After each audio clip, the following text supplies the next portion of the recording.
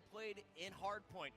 Clayster took over the game with the bow. As we head to Detroit, I need to see someone step up and shut Clay down early on. And that's honestly the perfect point going into this Detroit hardpoint. I think what you may see is Nagafen pull out the Amelie. I think they know toe-to-toe when it comes to assault rifle versus assault rifle. Clay, one of the best in the game. I don't think they're going to be able to compete with that. But the beautiful thing about Team Revenge, they don't mind thinking outside the box. They'll do things which no one else has ever seen.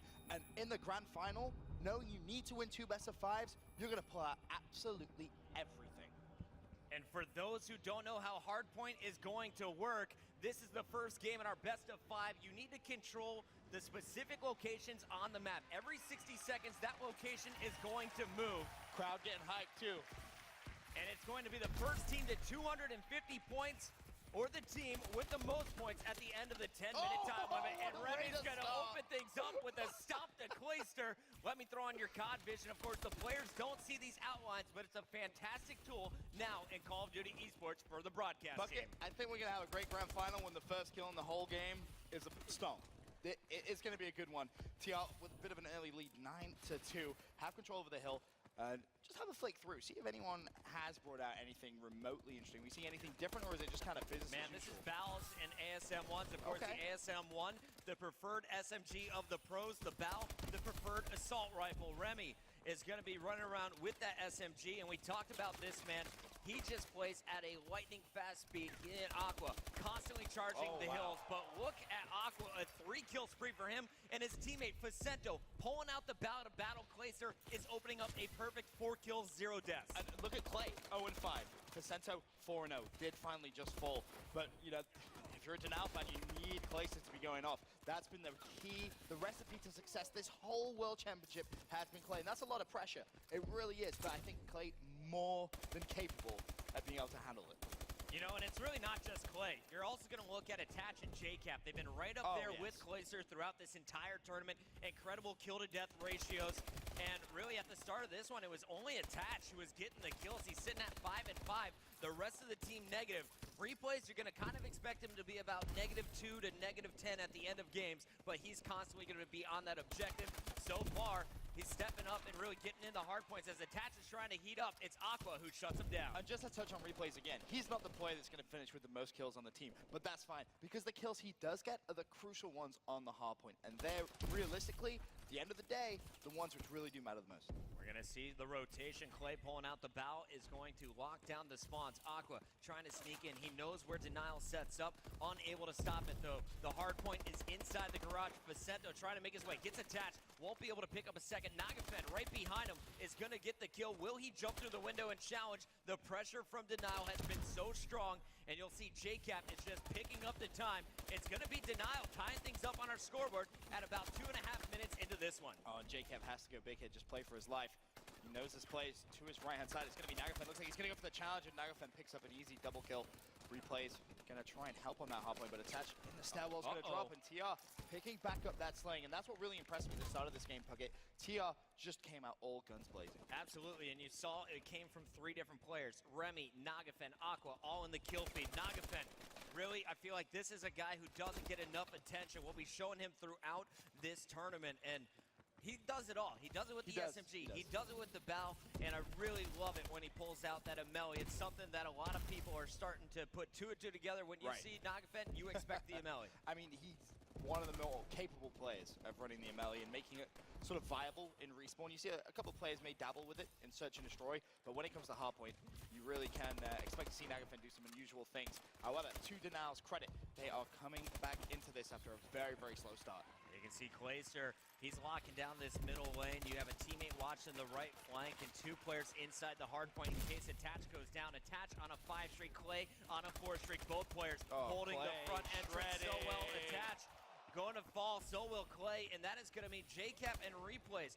need to get over their Replays. Going to take one player out, and Attach is right there to back him up. Replay single-handedly just broke that hard point. There was 2 players from TR inside, and Replay just ran through them all, ultimately ended up picking up 3 kills. However, he does fall, and it's going to be Remy and Nagafen picking up that scrap time. It looks like Remy has rotated over to the last hard point now in the first rotation of Hills. And we'll show you where the players from TR are set up. Team Revenge holding it down first. But now, Nagafen Needs to break back after you saw JCap and crew flood through.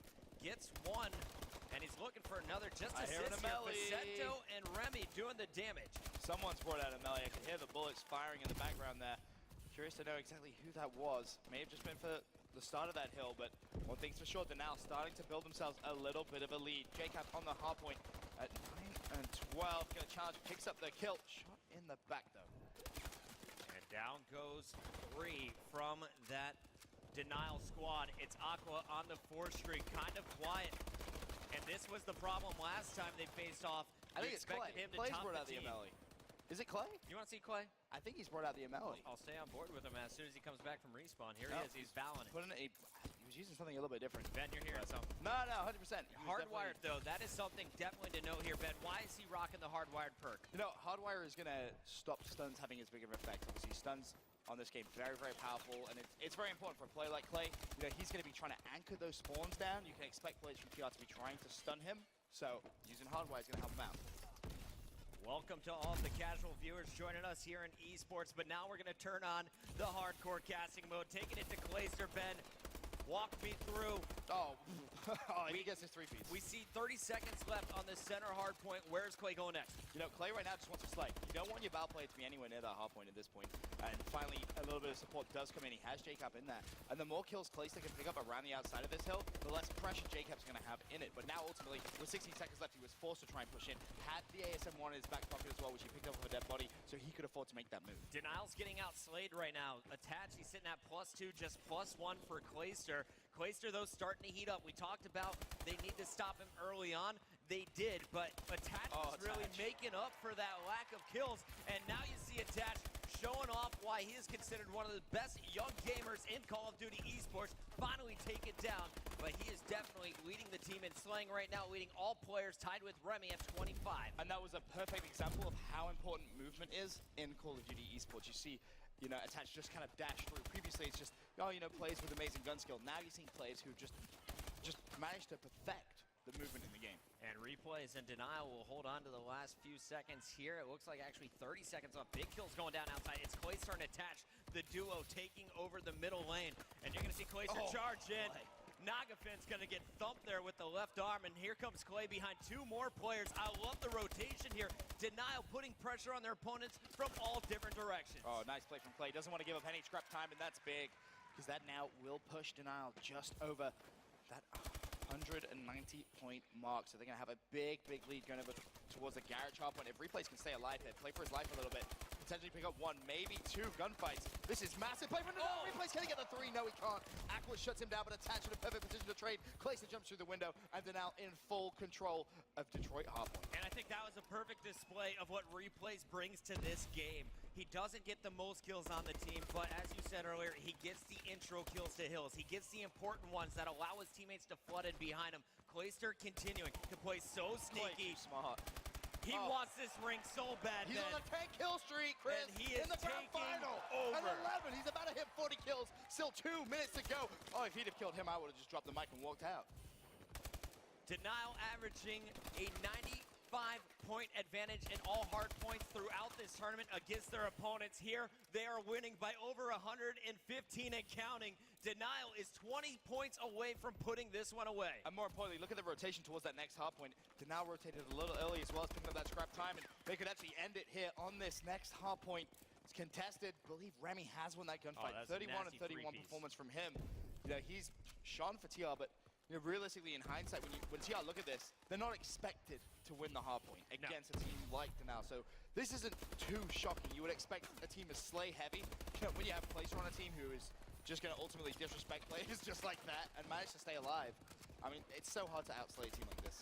Clay is looking incredible. Replays with the 3-piece in your kill feed. Attach, charging out, putting pressure on the spawns. A 3-piece for Attach, now looking for 4, and that is going to do it. 250 to 123. Phenomenal job by the Slayers to keep the pressure off of the objective. Denial just made a statement here in the first game of the Grand Finals. Definitely. Now what's going to be really interesting is how a TR going to bounce back in that search and destroy. Both these two teams have had a great event when it comes to search.